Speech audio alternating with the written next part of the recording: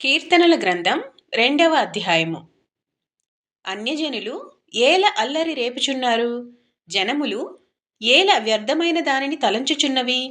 మనము వారి కట్లు తెంపుదము రండి, వారి పాశములను మన యొద్ద నుండి పారవేయుదము రండి అని చెప్పుకొనుచు భూరాజులు యెహోవాకును ఆయన అభిషిక్తునికిని విరోధముగా నిలువబడిచున్నారు. ఏలికలు ఏకీభవించి ఆలోచన చేయుచున్నారు. ఆకాశమందు ఆసీనుడగువాడు నవ్వుచున్నాడు.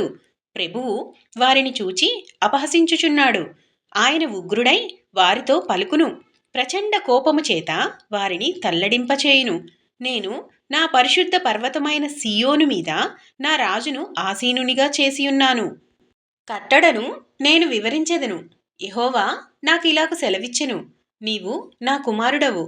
నేడు నిన్ను కనియున్నాను. నన్ను అడుగుము. జనములను నీకు స్వాస్థ్యముగాను, భూమిని దిగంతముల వరకు సొత్తుగాను ఇచ్చెదను.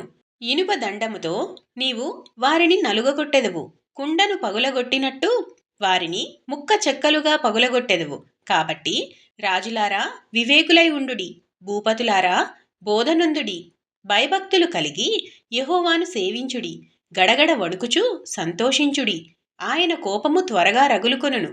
కుమారుని ముద్దు పెట్టుకొనుడి. లేని ఎడల ఆయన కోపించును. అప్పుడు మీరు త్రోవ తప్పి నశించెదరు. ఆయనను ఆశ్రయించు వారందరూ ధన్యులు. ఆమెన్ ప్రభువా.